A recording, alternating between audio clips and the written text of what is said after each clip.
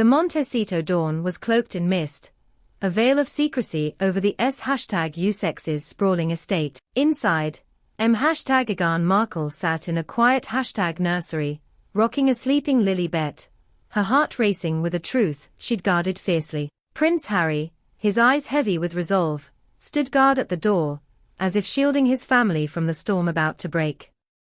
It was July 31, 2025, and a bombshell revelation had just erupted across the globe. Whispers of a third child, hidden from the world, had surfaced, sending Queen Camilla into a fury that shook Buckingham Palace to its core.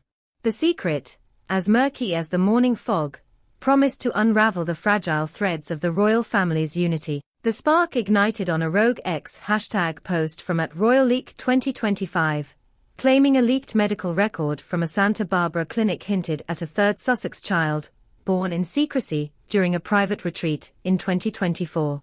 The post, amplified by tabloids like the Daily Star, alleged Meghan had kept the pregnancy under wraps, bypassing royal protocol and public scrutiny. The child, rumored to be a boy named after Diana's father, was said to have been born via surrogate, a choice that sparked outrage across the Atlantic. The Sun splashed the headline, "Meghan's hidden heir," and within hours, #Sussex secret baby trended, with users Lee Koo at Crown Sleuth speculating Camilla was livid at being kept in the dark. Others, like @Sussex Defender, hailed Meghan's privacy as a mother's right. In London, Buckingham Palace was a cauldron of chaos. Queen Camilla, known for her steely composu, was reportedly incandescent, pacing Clarence House as she read the leaked claims. The revelation, true or not, was a personal affront. Harry and Meghan had not only bypassed royal tradition, but had excluded her from a family milestone. Charles, frail but diplomatic, urged calm, but Camilla's anger was palpable. "They've mocked us again," she told aides, her voice sharp, recalling the sting of Spare and the Netflix exposés. William, summoned from Kensington, was equally stunned, confiding in Kate that the secrecy #LT like a not her betrayal. The palace issued a curt denial, no comment on baseless rumors. But the silence only few led the fire. The leak's origins were murky. The Daily Mail pointed to a disgruntled former Archewell employee, allegedly fired for breaching confidentiality. WHO claimed Meghan had orchestrated the birth to avoid media frenzy. The story spun wilder. Tabloids alleged the surrogate was a close friend of Oprah, and the child was being said in a secluded Montecito annex, hidden from even close allies. On X, @Lady's Gossip fanned the flames, posting, "Camilla's furious, because Meghan's playing queen in her own court." Supporters, like @Global Royals, count #read, "If true, it's their right to protect their child." The public split, with protests outside Clarence House, some demanding transparency, others waving signs reading, "Leave Meghan alone." In Montecito, Meghan and Harry were a fortress of defiance.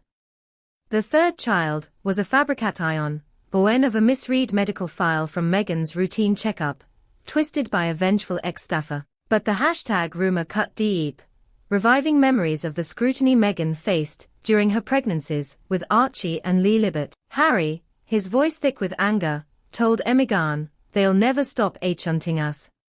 She nodded, her eyes fierce. "We protect our truth," she said, drafting a response while Archie built sandcastles outside, oblivious to the storm. The couple vowed to shield their children, keeping Lilibet's bedtime stories and Archie's art projects sacred amid the chaos. The royal family was unraveling.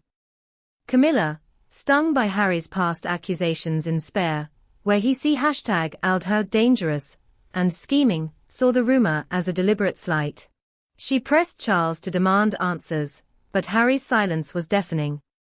William, torn between duty and brotherhood, sent a private text, unanswered. "Is this true?" Princess Anne, ever pragmatic, reportedly scoffed, "Let them play their games across the pond." But courtiers eared the scandal could destabilize Charles's reign, already fragile amid his health struggles.